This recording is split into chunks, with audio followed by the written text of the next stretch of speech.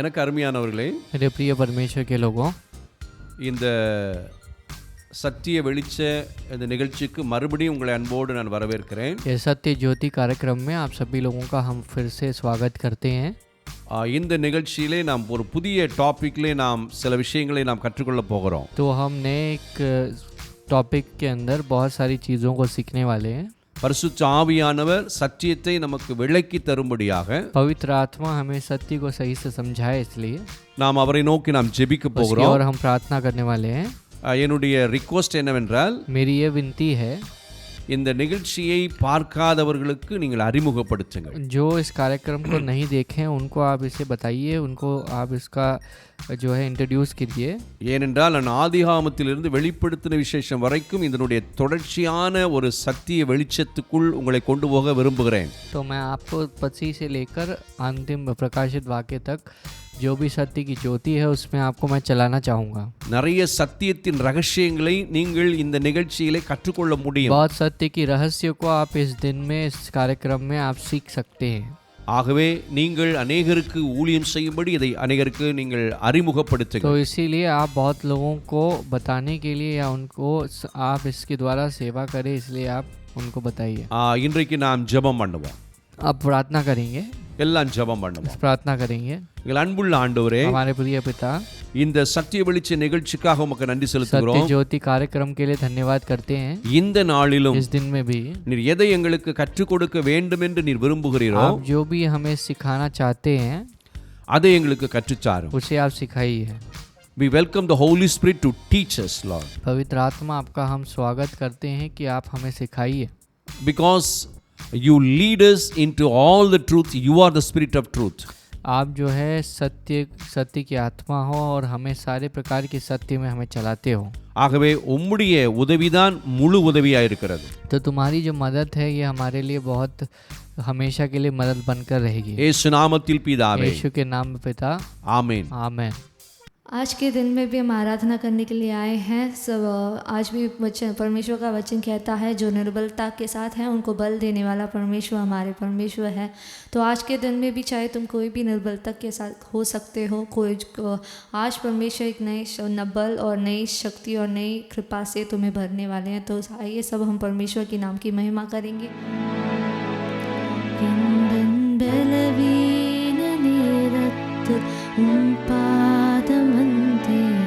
புது பலன் அடைகிறேன், சோர்வற்ற நேரத்தில் உம் சமூகம் வந்தேன், ஆறுதல் அடைகிறேன். எந்தன் பலவீன நேரத்தில் உம் பாதம் வந்தேன், புது பலன் அடைகிறேன். எந்தன் சோர்வற்ற நேரத்தில் உம் சமூகம் வந்தேன், ஆறுதல் அடைகிறேன். எங்கள்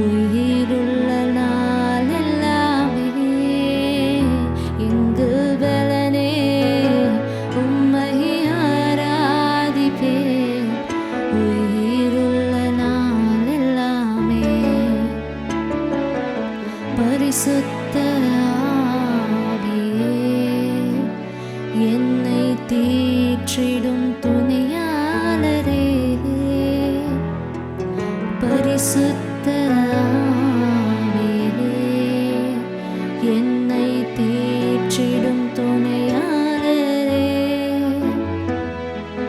பரிசுத்த ஆவியால் நிரப்பிடுமே, மறுரூபமாக்கிடுமே, உந்தன் பரிசுத்த ஆவியால் நிரப்பிடுமே, மறுரூபமாக்கிடுமே. எங்கள் பலனே உம்மை ஆராதிப்பேன், உயிருள்ள நாளெல்லாமே. எங்கள் பலனே உம்மை ஆராதிப்பேன், உயிருள்ள நாளெல்லாமே. எங்கள் பலனே உம்மை ஆராதிப்பேன், உயிருள்ள நாளெல்லாமே. எங்கள் பலனே உம்மை ஆராதிப்பேன், உயிருள்ள நாளெல்லாமே. எந்தன் உயிருள்ள நாளெல்லாமே. எந்தன் பலனே உம்மை ஆராதிப்பேன், உயிருள்ள நாளெல்லாமே.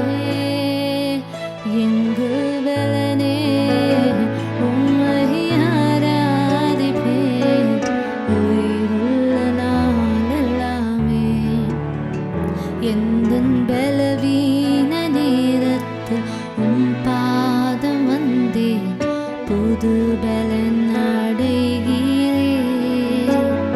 எந்தன் சோர்வற்ற நேரத்தில் உம் சமூகம் வந்தேன், ஆறுதல் அடைகிறேன். எந்தன் பலவீன நேரத்தில் உம் பாதம் வந்தேன், புது பலன் அடைகிறேன். எந்தன் சோர்வற்ற நேரத்தில் உம் சமூகம் வந்தேன், ஆறுதல் அடைகிறேன். எங்கள் பலனே உம்மை ஆராதிப்பேன், உயிருள்ள நாளெல்லாமே. எங்கள் பலனே உம்மை ஆராதிப்பேன், உயிருள்ள நாளெல்லாமே. எந்தன் உயிருள்ள நாளெல்லாமே. எந்தன் உயிருள்ள நாளெல்லாமே. आसमां से भी तू ऊंचा है, सारे मंडल में तेरी महिमा है। आसमां से भी तू ऊंचा है, सारे मंडल में तेरी महिमा है। गाते हालेलुया, तेरी करुणा महान। गाते हालेलुया, तू महिमा प्रधान। गाते हालेलुया, तू महिमा प्रधान। सारे दूतों की स्तुति तू है, हर जुबां पर भी नाम तेरा है। सारे नामों से राजाओं से सारी शक्ति से तू ऊंचा है। गाते हालेलुया तेरी करुणा महान। गाते हालेलुया तू महिमा प्रधान। गाते हालेलुया तेरी महिमा महान। गाते हालेलुया तेरी महिमा प्रधान। गाते हालेलुया तेरी करुणा महान। गाते हालेलुया तू महिमा प्रदान।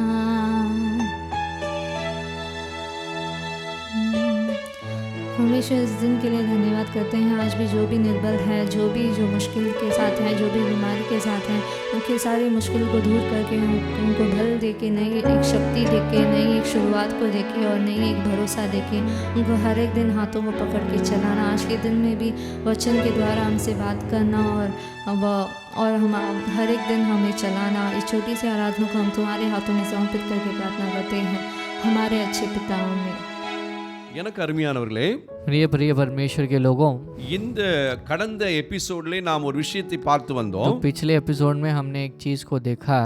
முதல் மனிதனாகிய ஆதாம் தேவனுடைய சாயலிலும் அவருடைய ரூபத்தின்படியும் படைக்கப்பட்டிருந்தான். तो पहला जो इंसान है वह परमेश्वर की स्वरूप और उसकी समानता में बनाया गया। அவன் அந்த சாப்பிடக்கூடாது என்று சொல்லப்பட்ட அந்த பழத்தை புசித்த பொழுது அந்த தேவ சாயலை அந்த ரூபத்தை அவன் இழந்து போனான். और जिस वृक्ष को परमेश्वर ने जिस वृक्ष की फल को नहीं खाना है करके मना किया था, जब उसने खाया तो उसने परमेश्वर के स्वरूप को खो दिया।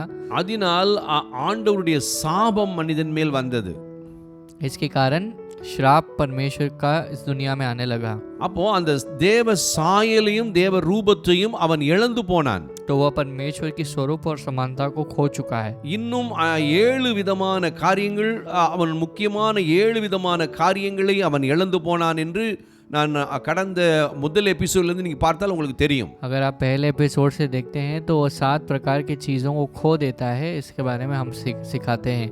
ஆகவே அந்த தேவ சாயலையும் அந்த ரூபத்தையும் இயேசு கிறிஸ்து மனிதனுக்கு மறுபடி அதை பெற்றுத்தரவே அவர் உலகத்திலே வந்து சிலுவையிலே மரித்து உயிர்த்தெழுந்தார். तो यीशु मसीह इस दुनिया में आए ताकि वो स्वरूप और समानता को वापस लेकर हमारे पास या इंसानियत को दे दे, इसीलिए आए। ஆகவே இயேசு எதற்காக வந்தார் என்று अनेகருக்கு ஒரு குழப்பம் இருக்கும். तो बहुत लोगों को ये बहुत बड़ा शक रहता है क्यों यीशु आए हैं, அவர் ஏன் சிலுவையில மரிக்க வேண்டும், क्यों यीशु मसीह को कुर्बान होना है। அவர் பாவத்துக்காக மட்டும் என்று நாம் நினைத்துக் கொண்டிருக்கிறோம். हम केवल सोच रहे हैं केवल हमारे पाप के लिए है। இந்த பாவம் என்றாலே அந்த பழத்தை சாப்பிட்டதுதான் பாவம், முதல் மனிதனுடைய பாவமே. तो पहला पाप जो है, इंसान जो पहले पाप किया उसने बात को माना नहीं और उसने उस फल को खा लिया। அதனுடைய பாவத்தின் சம்பளம் மரணம். पाप की मजदूरी जो है वो मृत्यु है। அந்த மரணம் என்பால் தேவன் அவனை முதல் மனிதனை சபித்தார். तो मृत्यु यानी पहले इंसान को परमेश्वर ने शापित किया। என்ன சாபம், நீ किस சாகவே प्रकार का சாவாய். श्राप है, तुम जरूर वाकई में मरोगे। இந்த பூமி உனக்கு பலனை கொடுக்காது. ये पृथ्वी तुम्हें उपज नहीं देगी। நீ நெற்றி வேர்வை சிந்தி நீ உழைத்து சாப்பிட तुझे வேண்டும். पसीना बहाना है और काम करके कमाना है, तुझे खाना है। ஸ்திரியை பார்த்து சொன்னா நீ और स्त्री को கற்பவதனை देखकर பெற்று குழந்தை कहा, பெற்றெடுப்பாய். तू गर्भ की उस लेबर पेन को ये सहकर तू अपने बच्चे को जन्म அப்போ देगी। அந்த மெயினான சாபம் என்னவென்றால் तो मुख्य रूप से श्राप क्या है, நீ சாகவே சாவாய். तो निश्चित मरोगे। அப்போ அந்த சாவு என்பதிலே तब मृत्यु इस कार्य में இருக்கிற ஒன்று एक चीज है, தேவ சாயலை ரூபத்தையும் இழந்து போவது. परमेश्वर की स्वरूप और छाया को खो देना जो होता है। தேவனுக்கும் மனிதனுக்கும் இருந்த அந்த உறவு इंसान और துண்டிக்கப்படுவது. परमेश्वर के बीच में जो रिश्ता है वह टूट जाता है। அடுத்தது अगला जो है, அடுத்ததான் நம்ம இந்த இந்த எபிசோட்ல இருந்து சில காரியங்களை பார்க்க बहुत போறோம். सारी चीजें जो हैं उसे हम आज के एपिसोड से देखेंगे। ஆதியாகமம் புத்தகம் 1ஆம் அதிகாரத்திலே उत्पत्ति के पुस्तक में पहले अध्याय में 26ஆம் வசனத்திலிருந்து பார்க்கும் பொழுது 26वें अध्याय में यदि हम देखेंगे, பின்பு தேவன் நமது சாயலாகவும் நமது ரூபத்தின்படியும் மனுஷனை உண்டாக்குவோமாக என்று சொன்னார். तो परमेश्वर ने कहा, अपने आप से कहा कि हम अपने स्वरूप और समानता में इंसान को बनाएंगे। அப்போ எதுக்காக அப்படி படைக்கணும்? क्यों, किस तरह, क्यों ऐसे बनाना है? ஏன் மனுஷன் தேவ சாயல் தேவ ரூபத்தில் இருக்கணும்? क्यों परमेश्वर इंसान को उसकी समानता और उसके स्वरूप में रहना है? அதுக்கு தான் கீழே சொல்லுகிறார், नीचे लिखा गया है, அவர்கள் சமுத்திரத்தின் மச்சங்களையும் वे जो है जो समुद्र में जो तैरने वाली ஆகாயத்து मछली, பறவைகளையும் आकाश की पक्षी மிருக ஜீவன்களையும் और पशु जो பூமி है அனைத்தையும் और पृथ्वी पर the whole earth, सारे संसार पे பூமியின் மேல் ஊறும் சகல पृथ्वी पर பிராணிகளையும் रेंगने वाले जो जंतु हैं ஆளக்கடவர்கள். उनके ऊपर अधिकार करे, They have to rule उनके ऊपर अधिकार करना है the earth. ये पृथ्वी पर। மொத்தத்தில் சொன்னா they have to, God has given that authority and power to rule the whole earth. तो परमेश्वर ने हमें अथॉरिटी या शक्ति दी है पूरी दुनिया के ऊपर अधिकार करने के लिए। 27ஆம் வசனம் படிச்சீங்கன்னா, यदि हम 27 वचन पढ़ेंगे, தேவன் தம்முடைய சாயலாக மனுஷனை சிருஷ்டித்தார். परमेश्वर ने अपनी समानता और स्वरूप में इंसान की रचना की। அவனை தேவ சாயலாகவே சிருஷ்டித்தார். परमेश्वर ने उसे अपने स्वरूप में ही बनाया। ஆணும் பெண்ணுமாக அவர்களை சிருஷ்டித்தார். परमेश्वर ने उसे उनको नर और नारी के तौर में बनाया। 28ஆம் வசனம், பின்பு தேவன் அவர்களை நோக்கி, फिर परमेश्वर ने उनकी ओर देखकर कहा, நீங்கள் பழுகி பெருகி तुम्हें बढ़ना है, फलना है, फूलना है, பூமியை நிரப்பி पृथ्वी के ऊपर अधिकार அதை करके கீழ்ப்படுத்த வேண்டும். और उसे अपने अधिकार के अंदर लाना है। You have to subdue all the creatures in the earth. तो जो भी प्राणी है, सर प्रकार के प्राणी के ऊपर अधिकार करना है, अपने अधिकार के अंदर लाना है। சமுத்திரத்தின் மச்சங்களையும் ஆகாயத்து பறவைகளையும் यहाँ पर लिखा है, समुद्र में तैरने वाली मछलियां, आकाश में उड़ने वाली पक्षी பூமியின் மேல் நடமாடுகிற சகல ஜீவ சந்துகளையும் और ஆண்டு पृथ्वी पर கொள்ளுங்கள் என்று रेंगने वाले சொல்லி सारे जंतुओं के ऊपर तुम अधिकार कहोगे करके कहा गया है। தேவன் அவர்களை इस तरह से ஆசீர்வதித்தார். परमेश्वर ने उनको आशीष की। அப்போ ஆண்டவர் ஏன் परमेश्वर மனுஷனை क्यों தேவ சாயல் ரூபத்துல படைச்சார்? परमेश्वर ने एक इंसान को अपनी समानता और स्वरूप में बनाया। எதுக்குன்னா, क्यों ऐसा है? இந்த பூமியை क्योंकि ये पृथ्वी को அவன் நிரப்பி ஆளுகை செய்ய வேண்டும். वो उसको भरना है और उसके ऊपर अधिकार करना है। மனுஷனுக்கு ஆளுகைக்கு கீழே தான் மற்ற எல்லா इंसान के சிருஷ்டிகளும் எல்லா अधिकार இயற்கை के எல்லாமே नीचे அவன் ही- அண்டர்ல அவனுக்குள்ள தான் வரணும். तो उसके अधिकार के अंदर ही सभी प्रकार की प्रकृति जो भी चीजें हैं वो उसके अंदर के அதான் अधिकार में ரெண்டு आएंगे। காரியத்தை சொல்லியிருக்கிறார். दो चीजों को कहा, ஒன்று கீழ்ப்படுத்துவது, वो अपने आप को यानी सबको अपने आप के अपने अधिकार के अंदर लाना। that means everything must under your control. तो इसका मतलब यह है कि सब चीजों को तुम्हारे अंदर, तुम्हारे अधिकार के अंदर आना है। அதுதான் கீழ்ப்படுத்துவது. ये जो है अपने अधिकार के अंदर लाना होता है। இரண்டாவது अगली बार, ஆண்டு கொள்ளுவது. और सभी कार्य के ऊपर अधिकार Rule. जमाना, अपने अधिकार को जमाना। அப்ப he is the king of the whole earth. तो यहाँ पर लिखा गया पूरी पृथ्वी के लिए वो राजा बनकर है। ஆனா நீங்க புதிய ஏற்பாடுல படிச்சீங்கன்னா, नए नियम में देखेंगे, இயேசு பிசாசை பத்தி சொல்லும் பொழுது, यीशु मसीह ने இதோ अपने உலகத்தின் देखा- அதிபதி शैतान को देखकर வருகிறான். जब कहा तो वो कहते हैं कि दुनिया का अधिकारी आता है। அப்ப நல்லா புரிஞ்சுக்கங்க, तो ध्यान से सुनो, மனுஷனை உலகத்தின் அதிபதியாய் வைத்திருந்தார். परमेश्वर ने दुनिया को, दुनिया के अधिकारी के तौर में इंसान को रखा था, ஆனால் लेकिन பிசாசுக்கு வார்த்தையை கேட்டு அந்த பழத்தை அவன் புசித்ததினாலே शैतान के शब्द को सुनकर वह उस वृक्ष के फल को खा चुका था। இவனுக்கு கொடுக்கப்பட்ட இந்த பூமியினுடைய கண்ட்ரோல் எல்லாம், அந்த அதிகாரம் எல்லாம் பிசாசின் கையிலே அவன் எடுத்துக்கொண்டான். तो इसके पास जो भी अधिकार दिया गया था वो सारे अधिकार को शैतान के हाथों में वो सौंप दिया उसने। புதிய ஏற்பாட்டிலே லூக்கா 4ஆம் அதிகாரத்திலே नए नियम में लूका में இயேசு வனாந்திரத்திலே பிசாசினால் சோதிக்கப்பட அங்க பரிசுத்தாவில கொண்டு போகப்படும் பொழுது, जब पवित्र आत्मा के द्वारा जंगल में चलाए गए, அங்கே பிசாசு அந்த உபவாசத்தை இயேசு முடிக்கும் பொழுது இயேசுவை சோதித்தான். तब यीशु मसीह ने जब उपवास समाप्त की तो यीशु मसीह की वो परीक्षा लेने लगा। அதுல வந்து பாருங்க 4ஆம் அதிகாரம் லூக்கா 5ஆம் வசனம் 6ஆம் வசனம் படிச்சீங்கன்னா यदि लूका के 4थे अध्याय के 5वां या 6वां पद पढ़ेंगे பின்பு பிசாசு அவரை உயர்ந்த மலையின் மேல் கொண்டு போய் तो लिखा गया फिर शैतान उसको एक बहुत ऊंची पर्वत में ले जाकर உலகத்தின் சகல ராஜ்யங்களை ஒரு நிமிஷத்திலே அவருக்கு காண்பித்தான்। पलक झपकते ही उसने पूरे संसार की सारी धन संपत्ति को दिखाया। இவைகள் எல்லாவற்றிலும் மேலும் உள்ள அதிகாரத்தையும் இவைகளின் மகிமையையும் உமக்கு தருவேன் என்று அவன் சொல்லுகிறான்। अब वो कहता है कि मैं इस सब चीजों के अधिकार और उसके अंदर जो रहने वाली महिमा को तुम्हें दूंगा। காரணம் இவைகள் எனக்கு ஒப்பு கொடுக்கப்பட்டிருக்கிறது। क्योंकि ये सारी चीजें मेरे हवाले की गई हैं।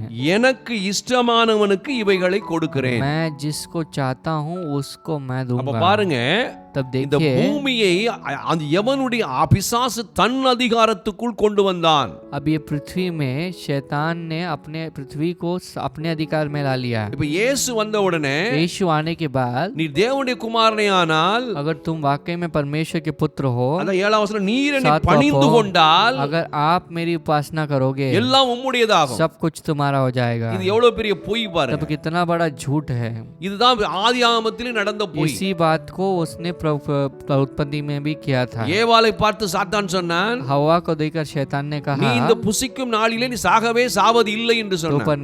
उसने कहा कि यहाँ पर जिस दिन तू वृक्ष के फल को खाएगी उस दिन मरेगी नहीं। நீ தேவர்களைப் போல மாறுவீங்கன்னு சொன்னான்। तुम देवताओं के समान बदल जाओगे। இங்க பாருங்க, यहाँ देखिए நீர் என்னை பணிந்து கொண்டால் यदि तुम मेरी उपासना करोगे எல்லாம் सब உம்முடையதாகும்। कुछ तुम्हारा होगा। அப்ப இதுல என்ன குழப்பம் अब உண்டாகுது इसमें क्या उलझन है? பாருங்க, देखिए வேதம் சொல்லுகிறது, बाइबल நீங்க कहती எபிரேயர்ல है, படிச்சு பாத்தீங்கன்னா इब्रानियों में पढ़ेंगे, கொலோசியர் 1ஆம் அதிகாரத்துல படிச்சு பாருங்க, कुलुस्सियों में पहला अध्याय में पढ़ के எபிரேயர் 1ஆம் देखिए, அதிகாரம் படிச்சு பாருங்க, इब्रानियों को पहले अध्याय को पढ़ के எல்லாம் देखिए, சகலமும் सब कुछ அவருக்காகவும் அவர் மூலமாகவும் சிருஷ்டிக்கப்பட்டது। இயேசுவுக்காக இயேசு மூலமா यीशु சிருஷ்டிக்கப்பட்டது। मसीह के लिए और यीशु मसीह के द्वारा सब कुछ बनाया அப்படினா गया है। எல்லாமே இயேசுவுடையது। सब कुछ यीशु मसीह का ஆனா है। இங்க பிசாசு என்ன लेकिन சொல்றான், शैतान क्या कहता है? நீர் என்னை பணிந்து கொண்டால் आप मेरी अगर तुम उपासना எல்லாம் करोगे உம்முடையதாகும்। सब कुछ तुम्हारा होगा। அப்ப அவருடையதையே அவன் திருடி வைத்துக்கொண்டு अब उनके यीशु की जो चीजें हैं उसे छुड़ा के இது உம்முடையதுன்னு சொல்றான்। ये तुम्हारा हो जाएगा இது करके எவ்வளவு பெரிய कहता है। காரியம் பாருங்க। तब कितना बड़ा कार्य है। அதத்தான் அங்கேயும் செய்தான்। उसी बात को उसने कहा ஏற்கனவே वहाँ। தேவன் மனிதனை परमेश्वर தேவ ने சாயல்ல पहले- தேவ ரூபத்துல படைச்சிட்டார்। पहले ही परमेश्वर ने अपनी समानता में अपने स्वरूप में बना दिया था। அவன் வாழ்க்கை முழுவதும் அந்த பூமியை ஆண்டு கொள்ளும்படி அதிகாரியாய் படைத்து पर விட்டார்। पूरे दुनिया में जीवन जिंदगी भर दुनिया अधिकार करने के लिए पृथ्वी के अधिकार करने के लिए परमेश्वर ने रखा है। நம்மை போலவே என்று ஆண்டவருக்கு சமமாக அங்கே படைத்து விட்டார்। परमेश्वर ने अपनी समानता में अपनी तरह करके இந்த बना दिया। இந்த பழத்தை சாப்பிட்ட பிறகுதான் அது ஆகும் என்பது அது பொய்। ये फल को खाने के बाद ही वैसे होंगे, ये झूठ है। ஏற்கனவே நீ தேவ சாயல்லே அவன் மனிதன் இருக்கிறான்। क्योंकि पहले ही परमेश्वर की समानता और स्वरूप में है। இங்க இயேசுவை பார்த்து சொன்னா நீ தேவனுடைய குமாரனே ஆனால் என்று சொன்னால் அவர் ஏற்கனவே தேவனுடைய குமாரன் தான்। तो यहाँ पर वो फिर से प्रश्न उठता है कि यदि तुम परमेश्वर के पुत्र हो। ஆனால் இவன் ஒரு சந்தேகத்தை எழுப்புகிறான்। यहाँ पर एक शक को उठाता है। ஏவாளிடத்தில் சந்தேகத்தை हवा के எழுப்பினான்। पास उसने शक को उठाया, அவள் விழுந்து वो போனாள்। गिर गई, மனுஷன் விழுந்து போனான்। इंसान गिर ஆனா गया। இங்க இயேசு यीशु जो है இவர் உஷாரா ये இருந்தார்। बहुत चौकन्ना ஏன்னா थे। அவர் பூமிக்கு வந்ததே ये क्योंकि पृथ्वी में क्यों आए? ஆதாமும் ஏவாளும் இழந்து போன அதிகாரத்தையும் அந்த आदम और அந்த हवा ने जो சாயலை अधिकार திரும்ப खो பெற்றுக் दिया है கொடுப்பதற்கு उसे மனிதனுக்கு। वापस लौटाने के लिए आए।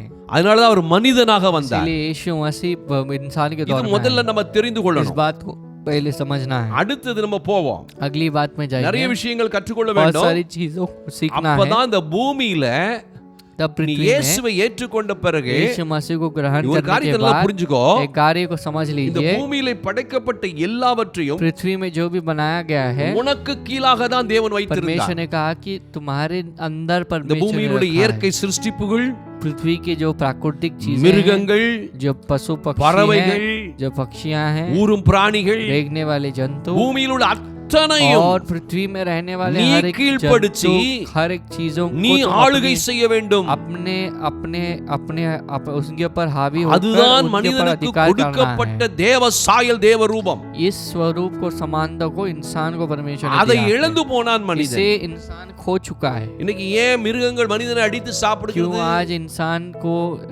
जो पशु है मार के खाते हैं?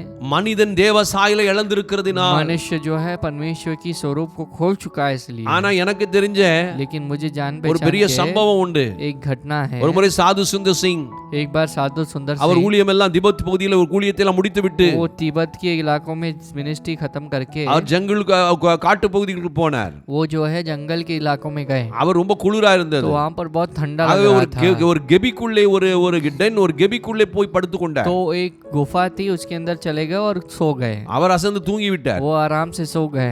ஆனால் लेकिन காலையில எழுந்திருச்சு கொஞ்சம் सुबह- அதிகாலையில ஒரு 4 மணி அந்த மாதிரி सुबह டைம்ல 4 எழுந்திருச்சு बजे பார்க்கறார். जब उठ के देखा சுத்தி அவரை சுத்தி சிங்கங்கள் எல்லாம் கூட்டமா படுத்து கிடக்கு. इसको घेर कर அப்ப चार நைட் ஃபுல்லா அவர் सिंह எதோடு தூங்கி கொண்டிருந்தார்? रात भर किधर सो रहे थे? சிங்கங்களோடு கூட படுத்து सिंहों के கொண்டிருந்தார். साथ सो रहे थे। ஏன் சிங்கம் சாது சுந்தர் ஒன்று செய்ய क्यों முடியவில்லை? साधु सुंदर सिंह को कुछ नहीं कर அதுதான் அவர் தேவ சாயலை क्यों மறுபடி वह- பெற்றிருந்ததின் அடையாளம். ये इससे पता चलता है कि वो परमेश्वर की स्वरूप को पा चुके हैं पहले ही। அவருடைய வாழ்க்கையில் அநேக சம்பவங்கள் இப்படி நடந்திருக்கிறது. उसकी जिंदगी में बहुत सारी चीजें ऐसी हुई हैं। மிருகங்கள் அவர் சொன்னால் அப்படியே கேட்கும். जब प्राणी को ऐसे बोलते हैं तो அப்படித்தான் वैसे தேவன் सुनती है। படைத்திருக்கிறார். इस तरह से परमेश्वर ने ஆனால் बनाया அந்த है। சாயலை மறுபடி लेकिन उस இயேசு स्वरूप நமக்கு को சிலுவையிலே பெற்றுக்கொண்டார் यीशु என்று என்றைக்கு நீ मसीह ने- விசுவாசிக்கிறாயோ यीशु मसीह ने हमें दे दिया है। जिस दिन हम विश्वास करते हैं அந்த சாயலை உன்னிலே நீ வளர செய்ய வேண்டும். उस स्वरूप को तुम्हारे अंदर बढ़ाना है। இன்னைக்கு அதற்கு முக்கியத்துவம் கொடுக்காத उसके लिए கிறிஸ்தவர்களாய் நாம் இருக்கிறோம். उसके लिए महत्वता हम नहीं दे रहे हैं। இயற்கையின் மேல் நீ ஆளுகை செய்ய तो வேண்டும். प्रकृति के ऊपर अधिकार நீ करना எதெல்லாம் है। ஆளுகை செய்யணும்? किस किस चीजों के ऊपर என்னென்ன अधिकार அதிகாரம் करना புதிய है। ஏற்பாட்டில் சில விஷயங்கள் नए नियम சொல்லியிருக்கிறார். में परमेश्वर ने बहुत सारी चीजों को இதுல सिखाया எபிரேயர்ல है। ஒரு சில விஷயத்தை பாருங்க. इब्रानियों में कुछ चीजों को देखेंगे। எபிரேயர் 2ஆம் அதிகாரத்திலே इब्रानियों दूसरे अध्याय அங்கே में சொல்லப்பட்டிருக்கிறது. पर क्या लिखा 6ஆம் गया है? வசனத்திலிருந்து படிச்சு 6वें பாத்தீங்கன்னா पद से पढ़ेंगे। 5ஆம் வசனத்திலிருந்து படிக்கணும். 5वें पद से पढ़ना है। அது ரொம்ப बहुत முக்கியமானது. मुख्य है। இனி வரும் உலகத்தை குறித்து பேசுகிறோமே. आने वाले दुनिया के बारे में बोल அப்போ रहे हैं। இப்பொழுது இருக்கிற உலகம் अभी जो दुनिया है இது பிசாசின் அடிமைத்தனத்துக்குள் ये கிடக்கிற जो है மனிதர்கள் शैतान அடிமைகளா की இருக்கிற गुलामी ஒரு में உலகம். गुलाम बनकर रहने वाली जो ஆனால் दुनिया இயேசுவை है। ஏற்றுக்கொள்ளும் பொழுது यीशु मसीह को जब நீ ग्रहण करते தேவனுடைய हैं ராஜ்யமாகிய இனி வரும் அந்த உலகத்தின் அந்த வாசனைக்குள் போய் விடுகிறார். तो तुम आने वाले परमेश्वर के राज्य की उसकी जो है आप निवासी बन இனி जाते வரும் हो। உலகத்தை குறித்து பேசுகிறோமே. हम आने वाले दुनिया के बारे में बात कर அது रहे हैं। முழுவதுமாய் தேவ சாயலை அடைந்த மனிதர்களால் நிரம்பி இருக்கிற ஒரு மகிமையான உலகம் அது. तो वो दुनिया जो है पूरी तरह से परमेश्वर की स्वरूप और समानता को लिए हुए लोगों से அந்த भरा है। உலகத்தை उस दुनिया को அந்த 5ஆம் வசனம் சொல்லுகிறது 5वां पद कहता அதை है தேவ தூதர்களுக்கு கீழ்ப்படுத்தவில்லை. तो उससे परमेश्वर ने स्वर्ग दूतों के अंदर उनके अधिकार में नहीं दिया। 6ஆம் வசனம் 6वां ஒரு पद இடத்திலே ஒருவன் சாட்சியாக சொல்லுகிறான். एक जगह में एक गवाही देता है। மனுஷனை நீ நினைக்கிறதுக்கும் மனுஷகுமாரனை நீ விசாரிக்கிறதுக்கும் அவன் எம்மாத்திரம். तो इंसान के बाद इंसान को अपने वश में करने के लिए और मनुष्य के पुत्र का न्याय करने के लिए तुम कौन? அவனை தேவதூதரிலும் சற்று சிறியவனாக்கினீர். आपने सिर्फ इंसान को स्वर्गदूत से कम बनाया। மகிமையினால் கனத்தினால் அவனுக்கு முடிசூட்டினீர். अपनी महिमा और आदर से उसको मुकुट உம்முடைய पहनाया। கரத்தின் கிரியைகளின் மேல் அவனை அதிகாரியாக நீர் வைத்தீர். அதான் तुमने முக்கியமான. अपने हाथों के काम को रखकर उसे अधिकारी ठहराया है। சகலத்தையும் அவனுடைய பாதங்களுக்கு கீழ்ப்படுத்தினீர் என்று सारी சொன்னார். चीजों को उसके पादों के उसके पतों के அப்போ नीचे आपने कर दिया। இதுதான் पाँवों के நமக்கு नीचे। கொடுக்கப்பட்ட அந்த அதிகாரம் ஆளுகை. ये बात को परमेश्वर ने अधिकार के तौर में दिया है। ஒரு ஆண்டுடைய பிள்ளை एक परमेश्वर के बच्चे இந்த को வசனத்துல வெளிச்சத்தை நீ கண்டால்தான் अगर इस विषय में ज्योति को हम நீ पाएंगे எதற்கும் இந்த உலகத்தின் இந்த பூமியில எதற்கும் நீ அடிமைப்பட்டவன் அல்ல என்பதை நீ உணர कोई भी வேண்டும். चीजों के लिए तुम दुनिया में गुलाम नहीं। இயேசு உனக்குள் வந்த பிறகு यीशु जब तुम्हारे अंदर आएंगे இருளின் அதிகாரத்திலிருந்து அந்த குமாரனுடைய அந்த ராஜ்யத்துக்கு உங்களை உட்படுத்தினார் என்று கொலோசியர் 1ஆம் அதிகாரத்தில் यहाँ पर लिखा சொல்லப்பட்டிருக்கிறது. गया है कि अंधकार के अधिकार से लेकर तुम्हें परमेश्वर के राज्य के अंदर तुम्हें लाया है। ஒருவன் ஜலத்தினாலும் ஆவியினாலும் பிறந்தவன் தேவனுடைய ராஜ்யத்துக்குள் வந்து விடுகிறான். यदि कोई जल और आत्मा से भरता है, नया जन्म बनता है, तब वो परमेश्वर के राज्य में प्रवेश करता அப்படி है। வரும் பொழுது जब इस तरह நீ से आता है திரும்பவும் அந்த சாயலையும் அந்த ரூபத்தையும் பெற்றுக் तो கொள்ளுகிறாய். तुम फिर से उस स्वरूप और समानता को पाते हो, அந்த அதிகாரத்தையும் அந்த எல்லாவற்றையும் கீழ்ப்படுத்துகிற அந்த வல்லமையும் பெற்றுக் तो கொள்ளுகிறாய். उस अधिकार को और सभी चीजों को अपने वश में करने की जो कार्य है उसे आप पाते हो। இது ரொம்ப முக்கியமானது. ये बहुत मुख्य है। பாருங்க, உம்முடைய கரத்தின் கிரியைகளின் மேல் அவனை அதிகாரியாக வைத்தீ. आपने तुम्हारे हाथ की क्रियाओं के लिए तुमने अधिकारी बनाया, சகலத்தையும் அவனுடைய பாதங்களுக்கு கீழ்ப்படுத்தினீ. सारी चीजों को उसके पतों के नीचे आपने कर दिया। இந்த ஒரு தெளிவு நமக்குள்ள तो ये வந்துச்சுன்னா समझ जब हमारे अंदर आती है நாம் ஆள तो பிறந்தவர்கள். हम जो है जीतने के இந்த लिए जो பூமியில अधिकार करने के लिए எதுவும் जन्मे हैं, நம்மை ஆள कोई முடியாது. भी चीज इस पृथ्वी में हमें अधिकार नहीं कर இதுல सकती। ஒரு விஷயத்தை நம்ம इस பார்க்கணும். बार एक चीज को देखेंगे, நல்லா கவனிச்சுக்காங்க. ध्यान से सुनिए। இது கீழ இருக்கிற சம்பவத்தை इसके नीचे जो घटना है நான் இன்னொரு நாள் பிரசங்கிக்க और एक போறேன். दिन मैं प्रचार நீங்க करने இந்த वाला हूँ, எபிரேயர் 2 அதிகாரத்தை தெளிவா इब्रानियों के படிச்சாதான் நான் இன்னொரு दूसरे நாள் अध्याय को பிரசங்கிக்கும் பொழுது पढ़ेंगे, விளங்கும் உங்களுக்கு. तब जाके आपको समझ में आएगा और एक दिन ஆனா संदेश இயேசு दूंगा। கிறிஸ்து வந்த பிறகு यीशु मसीह के आने के बाद என்னென்ன அதிகாரத்தை சில किस प्रकार காரியங்களை के பார்க்கலாம். अधिकार को हम पाते हैं, कुछ चीजों को देखेंगे। பாருங்க, देखिए முக்கியமான அதிகாரங்களை சில காரியங்களை मुख्य பார்க்கலாம். अधिकारों में कुछ चीजों को देखेंगे। மத்தேயு 10 அதிகாரத்துல मत्ती के 10वें अध्याय में அங்கே சொல்லப்பட்டிருக்கிறது, वहाँ पर लिखा गया है, அப்பொழுது அவர் தம்முடைய 12 சீஷர்களையும் தம்மிடத்தில் வரவழைத்து तब उन्होंने अपने 12 चेलों को अपने पास बुलाकर அசுத்த ஆவிகளை துரத்தவும் अशुद्ध आत्माओं को भगाने, சகல வியாதிகளையும் सारी बीमारियों को, சகல நோய்களையும் सारी जो बीमार நீக்கவும் रोगों को दूर करने அவர்களுக்கு उनको அதிகாரம் கொடுத்தார். परमेश्वर ने பாத்தீங்களா? अधिकार दिया। இப்ப அதிகாரம் வருதா? अधिकार आता है कि இயேசு नहीं? நமக்குள்ள வந்த உடனே यीशु जब हमारे अंदर இந்த आते हैं, அதிகாரம் வருகிறது. ये अधिकार हमारे पास आता இதே இத है। यही बात நீங்க को லூக்காவிலே यदि படிக்கும் लूका में பொழுது पढ़ेंगे, அங்கே சொல்லப்பட்டிருக்கிறத वहाँ पर क्या பாருங்க. लिखा गया है? அவர் நமக்கு அந்த அதிகார 9ஆம் அதிகாரம் லூக்கா, लूका 9वां अध्याय, அவர் 12 சீஷர்களையும் வரவழைத்து 12 चेलों को बुलाकर சகல பிசாசுகளை துரத்தவும். सारी शैतानों को பாத்தீங்களா, भगाने, சகல பிசாசுகள். सारी शैतानों को, அது சின்னதா பெருசா அது वो எதனாலும் छोटा சரி. बड़ा कोई भी ஏன்னா रहे। இந்த பிசாசுகள் தான் இந்த பூமியை ये शैतान ஆளுகை जो செய்து है, கொண்டிருக்கிறது. ये शैतान पृथ्वी के ऊपर अधिकार कर रहे हैं। பிசாசு சாத்தான் ஒருவன். शैतान एक ही அவனோடு है, விழுந்து போன उसके தூதர்களாய் साथ சாத்தான்களின் गिरे हुए அவர்களும் பொல்லாத जो பிசாசின் स्वर्गदूत है, ஆவிகள். वो इसके साथ बुरी आत्माएं हैं। அப்போ அதனாலதான் அங்கே நிருபத்தில் சொல்லும்போது वहाँ पर சொல்லப்படுகிறது, निर्बंध में लिखा गया है, तो कहते மாம்சத்தோடு हैं, ரத்தத்தோடு உங்களுக்கு போராட்டம் இல்லை, तुम्हें शरीर और मांस के साथ संघर्ष नहीं, துரைத்தனங்களோடும் परंतु அதிகாரங்களோடும் जो வான अधिकार- மண்டலங்களில் பொல்லாத ஆவிகளின் சேனைகளோடு உங்களுக்கு போராட்டம் உண்டு. सभी तरह के जो है, सभी तरह की जो दुष्ट आत्माएं हैं और आकाश में रहने वाली उस आत्माओं के विरुद्ध में அப்ப வான अधिकारी மண்டலங்களில है, பொல்லாத दुष्ट ஆவிகள் आत्माओं के இருக்கிறது. साथ। जो आत्मा आकाश के मंडल में बुरी आत्माएं துரைத்தனங்கள் हैं, அதிகாரங்கள், सभी प्रकार के जो बंधन और जो अधिकार जो the है, principalities and powers and rulers அப்படின்னு போட்டிருக்குது. तो लिखा गया है जो भी अधिकार करने वाले, அப்படின்னா என்ன, आकाश में ஒவ்வொரு अधिकार करने वाली டிபார்ட்மெண்ட் வைஸா शक्तियां, பிசாசு ஆளுகை तो செய்கிறான்.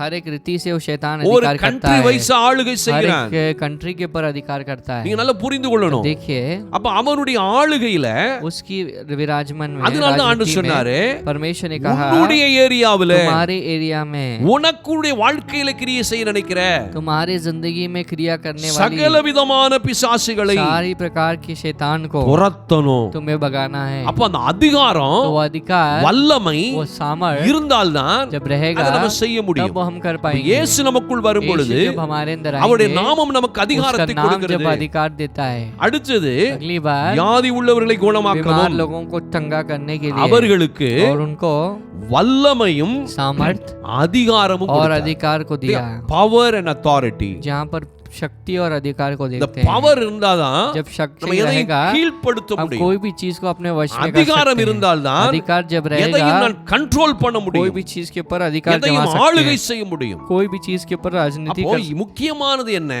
मुख्य रूप से क्या है? இயேசு கிறிஸ்து यीशु मसीह சீஷர்களை அழைச்சு चेलों को அந்த बुलाकर 10ஆம் அதிகாரத்திலே 10वें पद में 7ஆம் வசனத்திலே 7वें अध्याय में, நீங்கள் போகையில் यदि तुम जब जाओगे பரலோக ராஜ்ய சமீபத்தில் स्वर्ग பிரசங்கியுங்கள். राज्य निकट है करके प्रचार करना।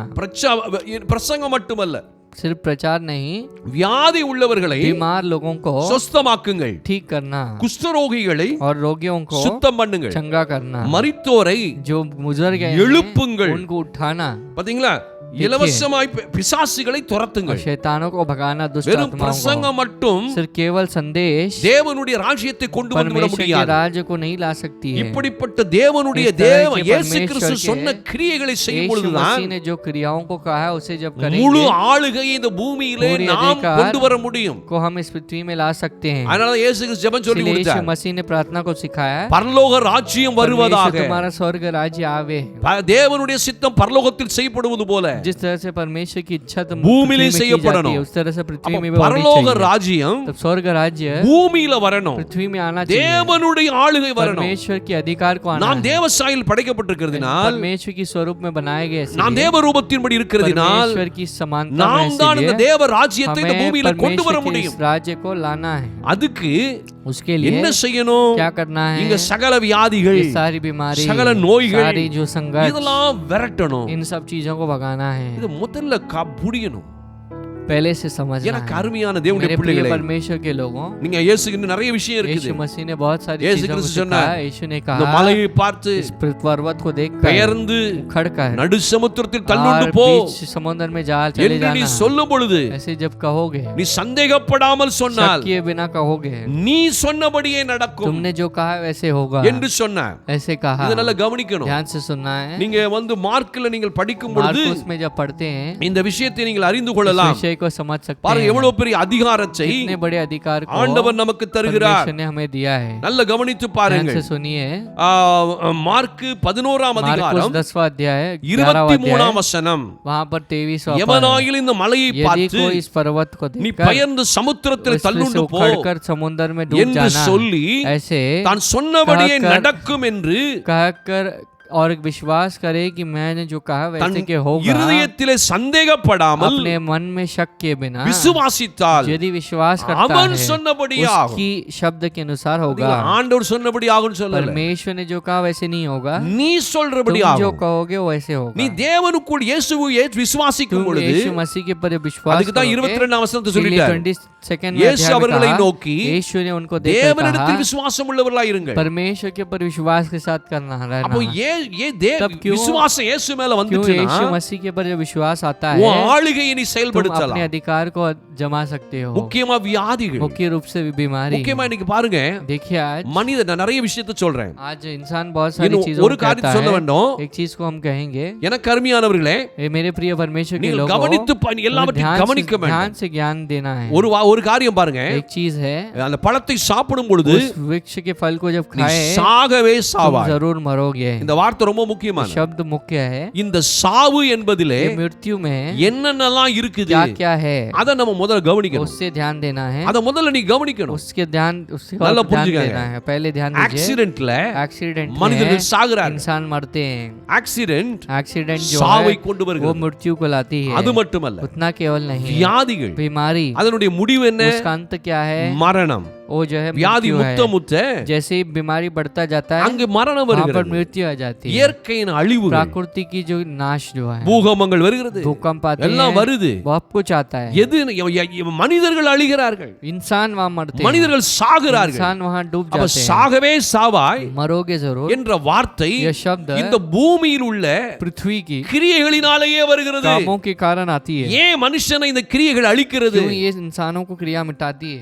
ஏன் क्यों? இந்த கிரியைகளின் மேல் இருந்த ஆளுகையை ये क्रियाओं के ऊपर जो अधिकार है மனிதன் இழந்து போனதினால் उस इंसान ने இந்த खो दिया, பூமியே इसलिए தன்னை वो ஆளுகிறவனை அழிக்கிறது. पृथ्वी जो है अपने अधिकारी के ऊपर अधिकारी को मिटाती है। இந்த அறிவு நமக்குள்ள வரல. इस समझ को आना है। நாம இதை சாதாரணமா எடுத்துட்டு இருக்கிறோம். आसानी से ले நிறைய लेते பேர் हैं। ஆக்சிடென்ட்ல சாவதை बहुत लोग சாதாரணமா एक्सीडेंट எடுத்துக் கொண்டிருக்கிறார். में मरना बहुत आसान है, सोच रहे हैं। பூகம்பத்தில நீ சாக வேண்டிய அவசியம் இல்லை. भूकंप में मरने की जरूरत नहीं है। ஆக்சிடென்ட்ல ஒரு தேவனுடைய பிள்ளை சாக கூடாது. एक्सीडेंट में परमेश्वर के बच्चों को बनना नहीं வியாதியிலே है। அது சாவை கொண்டு வருகிறது. बीमारी में वो नहीं लाना அப்ப है। வியாதியை நீக்கும்படி ஆண்டவர் சொன்னார். बीमारी को दूर करने के लिए எதுக்கு? परमेश्वर ने कहा, क्यों? வியாதி மரணத்தை கொண்டு வருகிறது. क्योंकि बीमारी जो है वो मृत्यु को लाती है। பிசாசுகள் शैतान செய்வனை மந்திரங்கள் और வைத்து सारे जादू टोना जो है எவ்வளவு उसे மரணங்கள் रखकर வருகிறது. कितनी तो मृत्यु மனிதன் आती है। அழிக்கப்படுகிறான். इंसान मिट அதனாலதான் जाते हैं। பிசாசுகளை इसीलिए துரத்துங்கள். शैतान को भगाना, பிசாசுகள் அழிக்கிறதுக்கு शैतान வருகிறான். को शैतान मिटाने के लिए आता है। ஆகவே तो इसलिए இது ரொம்ப கவனம் செலுத்த तो इस வேண்டும். पे ध्यान देना है। இன்னும் என்னென்னலாம் மரணம் வருகிறது, क्या क्या मृत्यु आती சாவு है, எதனால வருகிறது? मृत्यु किस लिए आती பல है। இடங்களிலே மனிதன் कुछ மனிதனையே जगह கொலை में செய்து விடுகிறான், इंसान इंसान को मार देता है, சாவு வருகிறது. मृत्यु आती அப்ப है। எவ்வளவு பெரிய, அது ஒரு பெரிய तब ஆபத்தான ஒரு कितनी சாபம் बड़ी என்று विपत्ति பாருங்க. के बुरी एक घटना है। சாவு देखिए, என்பது மனிதனுடையது அல்ல, मृत्यु जो है मनुष्य का नहीं है, வியாதி. அதனாலதான் வியாதியை துரத்த इसीलिए சொன்னார். बीमारी को भगाने के लिए कहा। பாருங்கள், ஒரு மனுஷனுக்கு एक इंसान को அவன் அவன் அவன் பட்டினி கிடக்கும் பொழுது, वो जब भूखा रहता உணவு है, இல்லனா जब खाना नहीं அவன் है சாகுறான், वो मरता है, தண்ணீர் இல்லனா जब पानी नहीं है சாகுறான். मरता है। அப்போ ஒரு ஒரு ஒரு பாவர்ட்டி பிரிங்ஸ் டெத். तब जो है मृत्यु जो है यानी एक गरीबी जो है मृत्यु को लाती है। அப்ப அந்த பூமி தன் பலனை पृथ्वी கொடுக்காமல், जो है अपने उपज को दिए இந்த பூமியின் बिना, பலனை மனுஷன் சாப்பிடாதனால इस पृथ्वी के उपज को इंसान அவனுக்கு नहीं மரணம் खाता, வருகிறது. इसलिए उसको मृत्यु आती है। அப்படியானால் वैसे है, இதை ஆளும்படி சொன்னவர், इसके ऊपर अधिकार இந்த करने के लिए பூமி जिसने कहा, தன்னை ஆளுகிற அந்த மனிதனுக்கு தன்னுடைய அந்த பலனை அவன் கொடுத்துத்தானே ஆக வேண்டும். तो इस पृथ्वी के ऊपर अधिकार करने वाले उस व्यक्ति के पास तो उस पृथ्वी को देना ही है अपने प्रतिफल அப்படியானால் को। ऐसे जब है தரித்திரம் என்பது कंगालपन जो है மனிதனுடையதல்ல, ये इंसान அது का नहीं, சாபத்தினால் ये வந்தது. श्राप के कारण आया அப்ப है। அதெல்லாம் तो वही ஆளுகை सब चीज़ है, செய்யத்தான் इन सब चीजों के ऊपर अधिकार இவைகளெல்லாம் करने, மேற்கொண்டு इन सब चीजों के ऊपर வியாதியை हावी மேற்கொண்டு होकर, ஆளுகை செய்ய बीमारी के வேண்டும், ऊपर हावी होकर अधिकार வியாதியை करना துரத்தி है, அடிக்க வேண்டும், बीमारी को भगाना है, பிசாசை துரத்தி அடிக்க शैतान को வேண்டும், भगाना है, மரித்தவர்களை உயிரோடு எழுப்ப வேண்டும். जो मर चुके हैं उनको जिंदा இன்னைக்கு उठाना है। இந்த ஸ்டேஜுக்கெல்லாம் इस स्टेज में கிறிஸ்தவர்கள் போவதற்கு பதிலாக इंसान जाने से எதை अच्छा எதையோ பேசி பேசி कुछ ना कुछ तो தனக்கென்று कर கொடுக்கப்பட்ட अपने लिए அதிகாரத்தையும் जो வல்லமையையும் अधिकार दिया गया குறுக है பண்ணி கொண்டிருக்கிற उससे वे காலமாயிருக்கிறது. अपने आप को जो है नीच करा रहे हैं या छोटा कर रहे இது हैं। யாருக்கு கொடுக்கப்படுகிறது? किसको दिया गया है? இயேசு சொன்னார், यीशु ने कहा, என்னை मेरे விசுவாசிக்கிறவன் ऊपर जो विश्वास நான் करता செய்கிற है, கிரியைகளையும் मैं जो செய்வான், कर रहा हूँ उसे भी करेगा, இவைகளில் பெரிய கிரியைகளை इससे भी செய்வான். महान चीजों को करेगा। அப்ப பாருங்க, तब देखिए மார்க் 16ஆம் मार्कुस அதிகாரத்திலே में 17 உங்களுக்கு எல்லாருக்கும் தெரிந்த 16 अध्याय வசனம், में एक वचन அவர் है, அதிகாரத்தை கொடுக்கிறார் பாருங்க. परमेश्वर अधिकार को देते हैं। எப்படிப்பட்ட அதிகாரம், வல்லமை பாருங்க. किस तरह के अधिकार और सामर्थ्य है। அப்ப மார்க் 16ஆம் அதிகாரத்திலே मार्कुस 16 अध्याय में அங்கே 17ஆம் வசனம், 17 पद, விசுவாசிக்கிறவர்களால் जो நடக்கும் विश्वास அடையாளங்களாவன, के द्वारा जो चीजें होती हैं என் நாமத்தினாலே मेरे नाम से பிசாசுகளை दुष्ट துரத்துவார்கள், आत्मा को भगाओगे, நவமான பாஷைகளை பேசுவார்கள், नए भिन्न भिन्न भाषा बोलोगे, சர்ப்பங்களை எடுப்பார்கள். सांपों को उठाओगे, பாத்தீங்களா, சர்ப்பங்களை எடுப்பார்கள். सांपों को இவ்வளவு उठाओगे। பெரிய வல்லமை, इतनी அதிகாரம். बड़ी सामर्थ्य है। देखिए இதுதான் சங்கீதம் 91 इसी बात சொல்லப்படுது. को 91 सिंगத்தின் में कहा हुआ है, மேலும் सांप के ऊपर, सिंह வலு के ऊपर சர்ப்பத்தின் மேல் நீ और நடந்து और नाक के ऊपर तुम பால चलकर சிங்கத்தையும் வலு சர்ப்பத்தையும் और மிதித்து போடுவாய். बहुत बड़े सिंह और उसके सांप को आप कुचल दोगे। பாத்தீங்களா, देखिए லூக்கா 10:19 சொல்லுகிறது, तो यहाँ पर लूका 10:19 कहता है, சர்ப்பங்களையும் தேள்களையும் மிதிக்கவும், श्राप जो सांपों को और बिच्छुओं को मिटाने, ये சத்துருடைய करने சகல के लिए, வல்லமைகளை மேற்கொள்ளவும் शत्रु की सारी क्रियाओं के ऊपर अधिकार करना, நான் உங்களுக்கு அதிகாரம் मैंने கொடுக்கிறேன், तुम्हें अधिकार दिया है, ஒன்றும் உங்களை சேதப்படுத்த कोई भी மாட்டார். चीज तुम्हें तुम्हारे पर அது हावी எங்க नहीं அங்க होगी। என்ன சொல்லுகிறார்? क्या लिखा गया है? அதிகாரம். अधिकार। அப்போ மனிதனுக்கு கொடுக்கப்பட்ட इंसान को जो அதிகாரத்தை दिया गया है अधिकार, அவன் எல்லாவற்றையும் இந்த பூமி அனைத்தின் மீது ராஜாவாக இருக்க வேண்டும் என்ற அந்த ஆளுகையை जो उसके ऊपर पृथ्वी के ऊपर राजा बन के जीना है, वो विराजमान जो அவன் பெற்றுக்கொள்ள வேண்டும் उसे என்பதற்காக पाने के लिए இயேசுவே மனித அவதாரம் எடுத்து यीशु ने इंसान के अवतार को மனிதனாக लेकर, வந்து इंसान बनकर, முதல் மனிதன் ஆதாம் இழந்து போனதை पहले जो इंसान ने जो खो இரண்டாம் दिया, ஆதாமாக இயேசு வந்து उसे दूसरे आदम के तौर में அந்த यीशु ஆளுகையும் அந்த அதிகாரத்தையும் उस अधिकार और इसको திரும்ப பெற்றுக்கொள்வதற்கு पाने के लिए சிலுவையிலே இந்த அதிகாரத்தை திருடி வைத்துக் கொண்டு அந்த சாத்தானுடைய தலையை நசுக்கி அந்த அதிகாரத்தை வல்லமை எடுத்துக்கொண்டார். तो क्रूस में इस अधिकार को छीनने वाले, चुराने वाले उस शैतान के सिर को कुचलकर उसे वापस ले लिया। तो इसलिए இயேசுவை விசுவாசிக்கும் பொழுது यीशु मसीह के ऊपर जो विश्वास करते ஓ हैं, மூலமாக तुम्हारे द्वारा இந்த ஆளுகை ये இந்த अधिकार பூமியிலே पृथ्वी நடத்தப்படும். में होगी। உன் மூலமாக तुम्हारे द्वारा எல்லாவற்றையும் हर एक கீழ்ப்படுத்துவார். चीज को तुम நீ अधिकार में சர்ப்பங்களை लाओगे, तुम எடுப்பார். सांपों को उठाओगे। இதெல்லாம் சும்மா ये सब चीजें जो है आज विश्वासी சாதாரணமா जो நம்ம है சின்ன आसानी சின்ன से விஷயங்களிலேயே छोटे-छोटे विषय में நேரங்களை நாட்களை अपने கழித்து समय और दिनों को बर्बाद करते हैं। நம்மை குறித்து தேவன் எதற்காக हमारे நம்மை बारे में படைத்தார் परमेश्वर என்ற ने क्यों हमें நோக்கத்தை बनाया மறந்து है, उस उद्देश्य को भूलकर இயேசு சிலுவையிலே நமக்காக என்னத்தை यीशु मसीह சம்பாத்தியம் ने பண்ணினார் क्रूस में என்பதை हमारे लिए क्या மறந்து कमाया है उसे भूलकर அந்த ஆளுகையை நாம் பெற்றிருக்கிறோம் उसके என்ற अधिकार அறிவு को கூட पाए हैं இல்லாமல் करके उस समझ को पाए बिना உலக மனுஷனைப் போல दुनिया के इंसान की பிசாசுக்கும் तरह இந்த சூழ்நிலைகளுக்கும் शैतान और उसकी வியாதிகளுக்கும் परिस्थिति और அடிமைப்பட்டு बीमारी के கிடக்கிற लिए ஒரு जो கூட்டமா ஒரு கூட்டமா गुलाम இருக்கிறோம். बनकर हम हैं।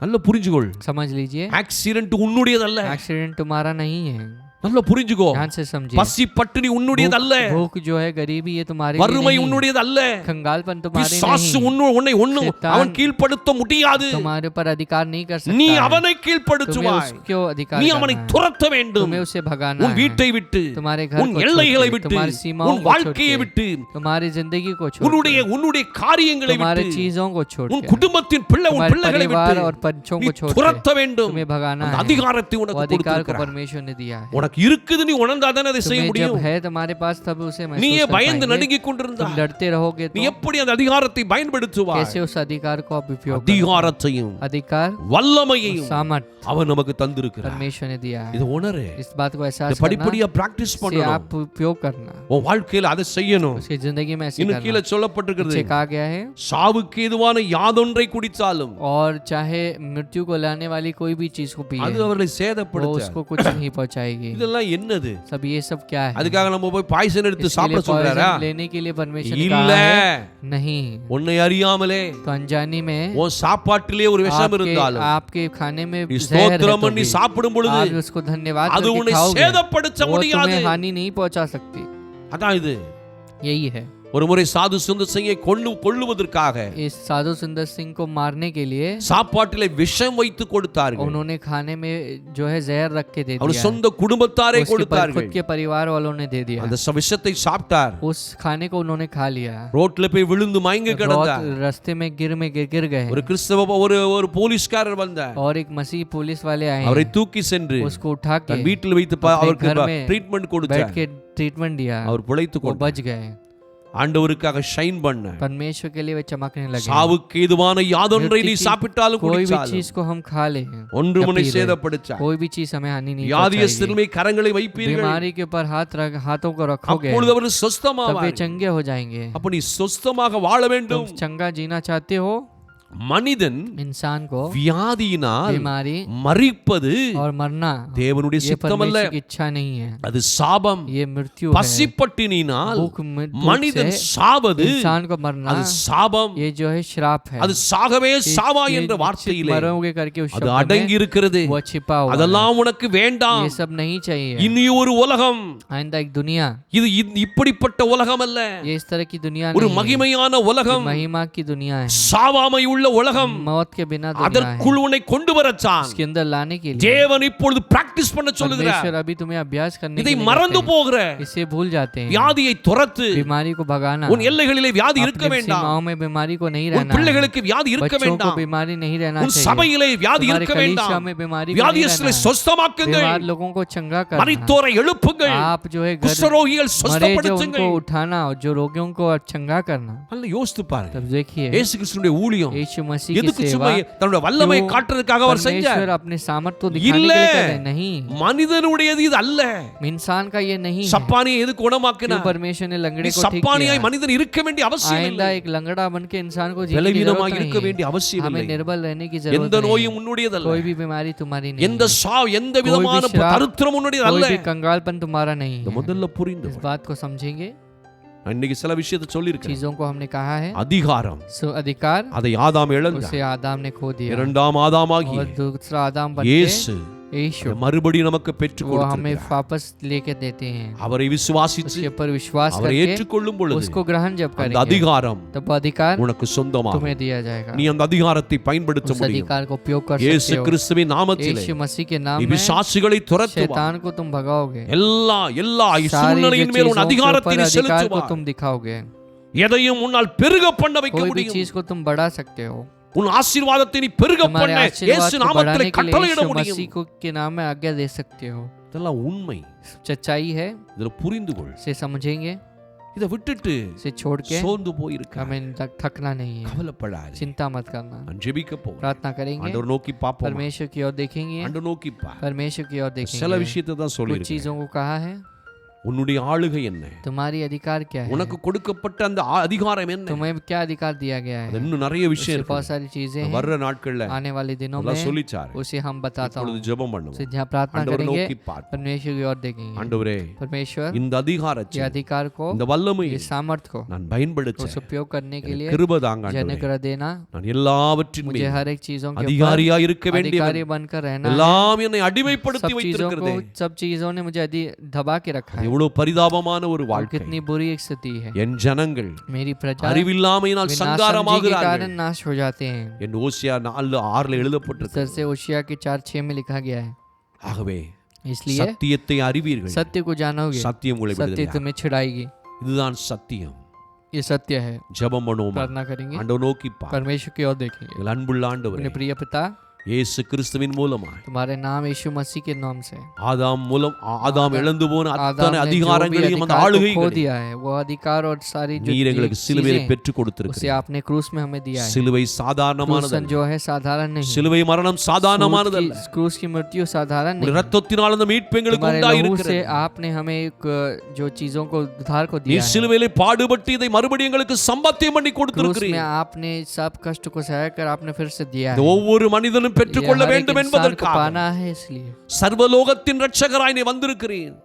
आप सारे लोग की जो उद्धारकर्ता बनकर आए हो। முதலாவது எல்லா கிறிஸ்தவர்களும் இதை इसलिए அறிந்து सारे கொள்ளட்டும். मसीहों को इसे जानना है। அவர்களுக்கென்று இருக்கிற ஆளுகையை அறிந்து उनके கொள்ளட்டும். जो अधिकार को समझना है, அந்த மற்ற எல்லாவற்றையும் கண்ட்ரோல் கீழ்ப்படுத்துகிற அந்த வல்லமையை அறிந்து கொள்ளட்டும். तो सारी चीजों को कंट्रोल में लाने वाले उस कार्य को वे எழும்பட்டும் वे ஆண்டவருக்காக. उठे परमेश्वर की எழும்பி பிரகாசி. ओर। उठकर वे உன் ஒளி चमके। வந்தது என்று சொன்னீர். तुम्हें तुम्हारी ज्योति आ गई है। அப்படித்தான் इस எழும்பணும். तरह से उठना है। கரத்துல ஒப்பு तुम्हारे हाथों में கொடுக்கிறோம். समर्पित करते हैं। நிச்சயமாக निश्चित ஒரு பெரிய மாற்றங்கள் महान बदलाव को இந்த நாட்களிலே इस வரும். दिन में आएगी। கிறிஸ்தவர்களுக்கு மத்தியிலே इंसानों के बीच में, वरुम। मसीहों के बीच में आएगा। இனிமேல் பிசாசு கிறிஸ்தவனை शैतान கூணர்களாய் வைக்க முடியாது. इंसान को अंधे बनाकर नहीं रख சத்தியத்தின் सकता। வெளிச்சம் सत्य की ज्योति ஒவ்வொருவரையும் हर एक பிரகாசிக்கப்படும். इंसान को चमकाए। இப்படி செய்ய போறதுக்காக நன்றி. करने वाले को धन्यवाद। இந்த கரத்திலே ஒப்பு हाथ में समर्पित करते हैं। இயேசு கிறிஸ்துவின் यीशु நாமத்தில் मसीह के नाम வேண்டிக் में கொள்ளுகிற நல்ல प्रार्थना பிதாவே. करते हैं अच्छे पिता। ஆமென். आमेन ஆமென். आमेन। என் ஆத்துமாவே हे கர்த்தரை मेरे मन ஸ்தோத்திரி. परमेश्वर का धन्य कर। என் முழு பரிசுத்த हे मेरे நாமத்தை पूरे ஸ்தோத்திரி. मन परमेश्वर का என் धन्य कर। ஆத்துமாவே கர்த்தரை हे ஸ்தோத்திரி. मेरे मन परमेश्वर का धन्य அவர் कर। செய்த சகல उसके உபகாரங்களையும் सारे மறவாதே. उपकारों को ना भूलना। ஆமென். आमेन ஆமென். आमेन। God bless you. परमेश्वर तुम्हें आशीष மறுபடியும் करें। உங்களை சந்திக்கும் வரை वापस आपसे मुलाकात தேவனுடைய करने तक கிருபை, परमेश्वर की தேவனுடைய अनुग्रह, இரக்கம் परमेश्वर की दया உங்களை आप ஆளுகை सभी लोगों के செய்கிறவர்களாய் ऊपर अधिकार करने वाले बन நடத்தும். चलाए। ஆமென். आमेन।